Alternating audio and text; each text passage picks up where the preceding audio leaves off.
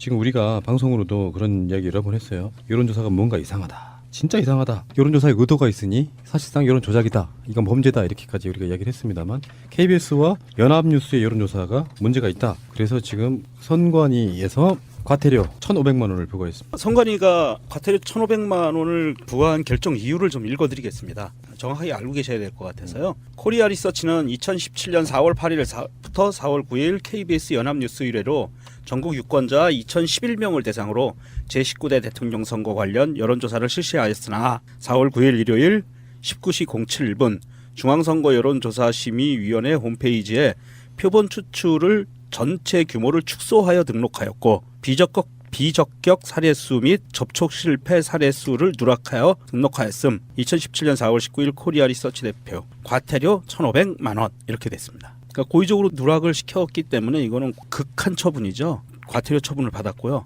덧붙여서 우리가 그 여론조사에서 제일 심했던 사항이 이번에 이 과태료 처분받은 여론조사하고 그 이후에 중앙일보사 자체적으로 여론조사한 것도 경고 처분을 받았습니다.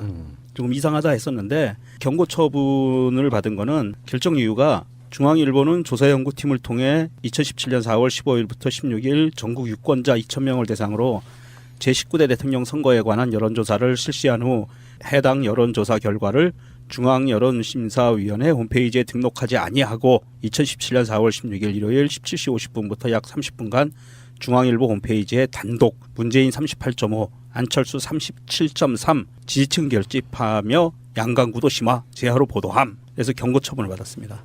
야수님, 예. 국회의원들이 사실상 여론조사 굉장히 민감하지 않아요? 지역구 특히 나가실 분들. 그 특히 유명하신 분들을 정말 목매죠.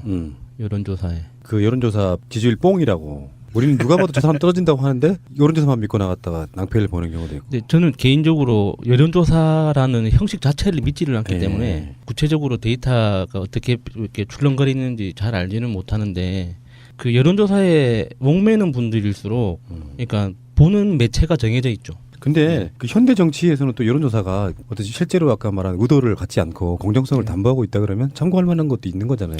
네, 이렇게 예전에 그러니까 어떤 정보량 자체 학습된 어떤 그 지적인 양 자체가 여론조사를 하는 측과 여론조사를 받는 측이 굉장히 차이가 격차가 많았을 때는 의미가 있죠. 이게 당신 어떻게 생각합니까? 하면은 정보가 없는 상태니까 그냥 자기 의사를 말할 수 있지만 정보량이 비슷해진 지금 상황에서는 물어보는 상대방의 의사를 먼저 추론하게 되거든요. 그렇죠. 이거 내가 또 이 대답을 통해서 내가 어떻게 사회적으로 비춰질 것인가에 대해서 진짜 의도를 파악하기가 힘든 방식이죠. 지금의 여론조사 자체가.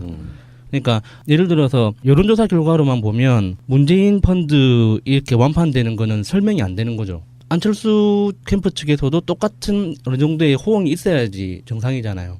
이렇게 안 되고 있는 것 자체가 여론조사 따로 펀드 결과 따로 이렇게 해석할 수 있는 건 아니니까. 그렇죠. 여론조사를 믿기가 점점 더 힘들어지는 것 같아요. 여러 가지 방법들이 있었어요. 일부러 유선의 비율을 확 늘린다든지. 네. 사실상 10에서 15 정도면 굉장히 정확한 비율이 나온대요. 일단 다른 게 다 어느 정도 기법에 맞는다고 생각을 하면 거기다가 질문, 지금도 아직도 호감 조사하는 경우도 꽤 있으니까 누구에게 호감을 느끼십니까 하고 당장 누구를 찍으시겠습니까는 완전히 다른 거지 않습니까? 예. 그렇죠.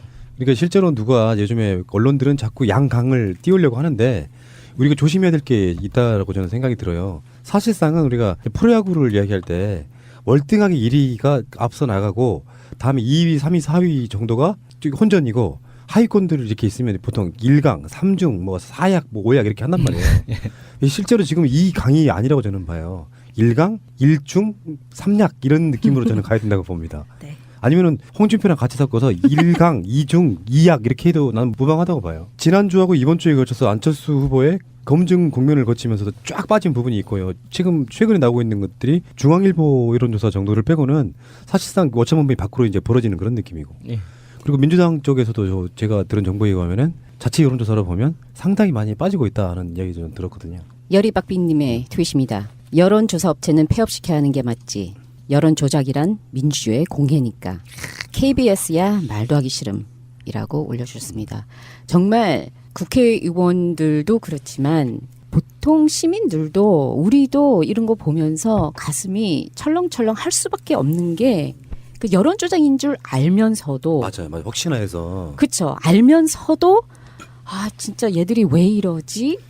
라고 할 때는 이게 저는 지금부터 20일 동안 잠을 자지 않아도 되겠다는 생각을 하고 그냥 있어요. 그러지 마요. 어떻게 쓰러져요.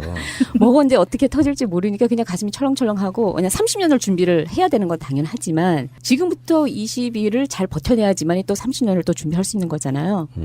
그런데 가끔가다 이렇게 말도 안 되는 숫자가 뻥뻥 나와가지고 이거 좀 확인해 주세요라든지 야 이거 봤냐라고 이렇게 오면은 나도 모르게 숫자를 막 보게 되는 거예요. 분석하다 보면은 말도 안 되고 될 수도 없고 알면서도 기사를 막 찾아다니잖아요. 그러면은 총선 때 얼토당토하지도 않은 기사를 썼던 기자들이 또 같은 기사를 뿜어내는 맞다. 거예요. 맞다. 네. 그러니까는 지금은 여론조사하는 그 조작질하는 분들도 꼴보기 싫지만 거진 다 같이 하잖아요. 그 뭐 발표한 지 같이 기사가 뜨니까 그러고 난 다음에 그거를 뭐 검증을 한다든지 만다든지까지 시간이 짧게 뭐 1시간이라든지 2시간이 그 한두 시간 동안 얼마나 많이 퍼날려가지고 열을 벌써 조작을 해놔버린 거잖아요. 가짜 뉴스죠, 일종의. 가짜 뉴스죠. 일종이 아니고 이거는 100% 가짜 뉴스죠. 흥분하지 마시고요. 릴렉스. 발음 한번 해주세요. 얼 빼세요. Relax. 릴렉스. Relax. 릴렉스. 아까 그 트윗에서 이야기 나온 것처럼 여론 조작이에요. 범죄죠. 국정원이 댓글 다는 거랑 뭐가 달라요? 여론조사 기관들이 나쁜 의도를 갖고 정말로 아까 전에도 이야기했죠. RDD에서 그 R 랜덤이라는 의미를 제대로 갖추고 저는 해야 된다고 생각합니다. 답하는 사람들 알고 질문하는 거. 제가 지금 누구 지지할지 뻔히 알고 질문하는 거잖아요. 그런 방식으로 하면 그게 범죄라고요. 근데 그 랜덤이라는 게 여론조사가 지금은 컴퓨터로 돌리지만 옛날에는 정말 전화번호 책을 이렇게 쫙 쌓아놓고 랜덤으로 열어서 찍어서 전화를 걸어서 사람이 직접. 그렇죠. 그러니까는 그 랜덤 디지털이 아니고 디짓 다일링이거든요. 숫자. 디짓 자체가 그러니까는 그러니까는 컴퓨터로 하는 것은 그 숫자 자체를 생성하는 거지 아무 의미 없는 그 변수를 만들어 놔야 되는 건데 그 컴퓨터로는 조작할 수 너무 쉽거든요. 내가 원하는 뭐뭐뭐의 그 베리어블만 넣어놓으면은 나와요. 생산해줘요. 내가 원하는 답을 할 사람들을 찾아줘요. 그러니까 그 애청자 사연에서 홍대웅님이 보냈던 메일처럼 그렇게 의심하는 거예요. 이제 보통 일반인들 입장에서 택도 없는 여론조사 지지율을 계속 띄우는 이유가 안철수 후보를 띄우려는 목적뿐만 아니라 개표에 갔을 때 이게 뭐지 하는 그런 것들을 만들지 않기 위해서 꾸준히 띄워놓는다 이렇게 이야기하시는 분도 있고요. 의혹일 뿐입니다. 아 근데 전 너무나도 어이없던 게 그 2002년 3년도에 제가 이런 비슷한 관련된 일을 뭐 방송국하고 했는데요. 그 프로젝트에 같이 참여했던 친구하고 요 근래 다시 연락을 했는데 느닷없이 안철수 숫자 잘 나오더라라고 하는 거예요. 전 너무 어이가 없어가지고 야 여론조사에 대해서 모르는 인간도 아니고 어떻게 그런 말을 할 수 있냐 했는데 이게 정말 기사들이 그렇게 쏟아져 나오면은 정말 이렇게 이거에만 집중하지 않고서는 거기에 그냥 휩쓸릴 수밖에 없는 거죠. 그렇죠. 어떻게 보십니까 우리 야수님? 글쎄요, 저 여론조사 안철수 캠프가 그 새로운 방법을 제시해야 된다고 봅니다.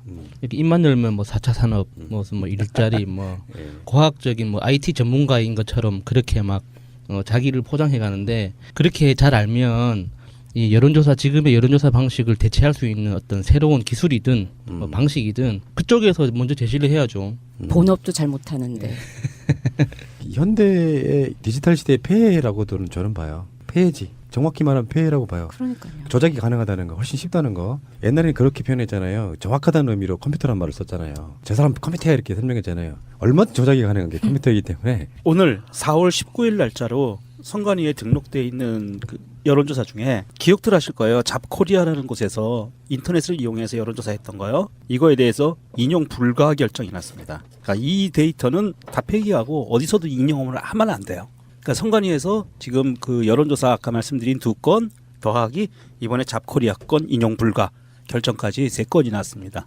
이유가 뭐예요? 이유는요. 결정 이유 말씀드릴게요. 잡코리아는 17년 3월 29일부터 31일까지 사전 신고 없이 자사회원 2,190명을 대상으로 온라인상에서 제19대 대선 여론조사를 실시하면서 조사 대상의 전 계층을 대표할 수 있도록 피조사자를 선정하지 아니하고 조사 대상자의 자발적 의사에 따라 응답자로 참여하게 하였으며 해당 여론조사 결과를 심의위원회 홈페이지에 등록하지 아니한 채 보도 자료를 제공하여 보도함. 17년 4월 19일 잡코리아 대표 준수 촉구.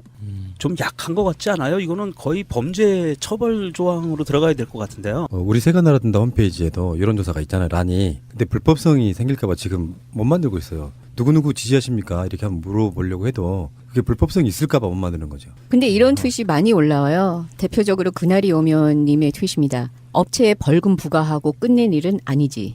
왜? 누가? 이따우 짓을 시켰는지 알아야 하는 거지요. 그렇죠. 라고 의도성이 그럼요. 중요하죠. 의도성이. 그럼요. 그래서 경고 처분을 받았습니다. 야수님. 예. 국회의원들이 사실상 여론조사 굉장히 민감하지 않아요? 지역구 특히 나가실 분들. 그 특히 유명하신 분들을 정말 목매죠. 여론조사에. 그 여론조사 지지율 뽕이라고. 우리는 누가 봐도 저 사람 떨어진다고 하는데 여론조사만 믿고 나갔다가 낭패를 보는 경우도 있고. 근데 저는 개인적으로 여론조사라는 형식 자체를 믿지를 않기 예. 때문에 구체적으로 데이터가 어떻게 이렇게 출렁거리는지 잘 알지는 못하는데 그 여론조사에 목매는 분들일수록 그러니까 보는 매체가 정해져 있죠. 근데 그 현대 정치에서는 또 여론조사가 어떤 실제로 아까 말한 의도를 갖지 않고 공정성을 담보하고 있다 그러면 참고할 만한 것도 있는 거잖아요.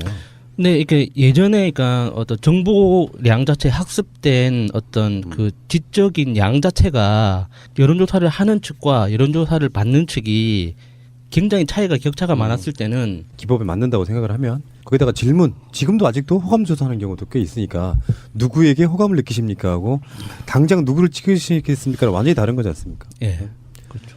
그러니까 실제로 누가 요즘에 언론들은 자꾸 양강을 띄우려고 하는데 우리가 조심해야 될 게 있다라고 저는 생각이 들어요. 사실상은 우리가 프로야구를 이야기할 때 월등하게 1위가 앞서 나가고 다음에 2위, 3위, 4위 정도가 혼전이고 하위권들이 이렇게 있으면 보통 1강, 3중, 뭐 4약, 뭐 5약 이렇게 한단 말이에요. 실제로 지금 이 강이 아니라고 저는 봐요. 1강, 1중, 3약 이런 느낌으로 저는 가야 된다고 봅니다. 네. 아니면은 홍준표랑 같이 섞어서 1강, 2중, 2약 이렇게 해도 나는 무방하다고 봐요. 지난주하고 이번 주에 걸쳐서 안철수 후보의 검증 국면을 거치면서도 쫙 빠진 부분이 있고요. 최근에 나오고 있는 것들이 중앙일보 여론조사 정도를 빼고는 사실상 어차피 지금 우리가 방송으로도 그런 이야기 여러 번 했어요. 여론조사가 뭔가 이상하다. 진짜 이상하다. 여론조사에 의도가 있으니 사실상 여론 조작이다. 이건 범죄다. 이렇게까지 우리가 이야기를 했습니다만 KBS와 연합뉴스의 여론조사가 문제가 있다. 그래서 지금 선관위에서 과태료 1,500만 원을 부과했습니다. 선관위가 과태료 1,500만 원을 부과한 결정 이유를 좀 읽어드리겠습니다. 정확하게 알고 계셔야 될 것 같아서요. 코리아 리서치는 2017년 4월 8일부터 4월 9일 KBS 연합뉴스 의뢰로 전국 유권자 2,011명을 대상으로 제19대 대통령 선거 관련 여론조사를 실시하였으나 4월 9일 일요일 19시 07분 중앙선거 여론조사심의위원회 홈페이지에 표본 추출을 전체 규모를 축소하여 등록하였고 비적격 사례수 및 접촉 실패 사례수를 누락하여 등록하였음. 2017년 4월 19일 코리아 리서치 대표 과태료 1,500만 원 이렇게 됐습니다. 그러니까 고의적으로 누락을 시켰기 때문에 이거는 극한 처분이죠. 과태료 처분을 받았고요. 덧붙여서 우리가 그 여론조사에서 제일 심했던 사항이 이번에 이 과태료 처분받은 여론조사하고 그 이후에 중앙일보사 자체적으로 여론조사한 것도 경고 처분을 받았습니다. 조금 이상하다 했었는데 경고 처분을 받은 거는 결정 이유가 중앙일보는 조사연구팀을 통해 2017년 4월 15일부터 16일 전국 유권자 2,000명을 대상으로 제19대 대통령 선거에 관한 여론조사를 실시한 후 해당 여론조사 결과를 중앙여론심사위원회 홈페이지에 등록하지 아니하고 2017년 4월 16일 일요일 17시 50분부터 약 30분간 중앙일보 홈페이지에 단독 문재인 38.5, 안철수 37.3 지지층 결집하며 양강구도 심화 제하로 보도함. 의미가 있죠. 이게 당신 어떻게 생각합니까? 하면은 정보가 없는 상태니까 그냥 자기 의사를 말할 수 있지만 정보량이 비슷해진 지금 상황에서는 물어보는 상대방의 의사를 먼저 추론하게 되거든요. 그렇죠. 이거 내가 또 이 대답을 통해서 내가 어떻게 사회적으로 비춰질 것인가에 대해서 진짜 의도를 파악하기가 힘든 방식이죠. 지금의 여론조사 자체가. 그러니까 예를 들어서 여론조사 결과로만 보면 문재인 펀드 이렇게 완판되는 거는 설명이 안 되는 거죠. 안철수 캠프 측에서도 똑같은 어느 정도의 호응이 있어야지 정상이잖아요. 이렇게 안 되고 있는 것 자체가 여론조사 따로 펀드 결과 따로 이렇게 해석할 수 있는 건 아니니까. 그렇죠.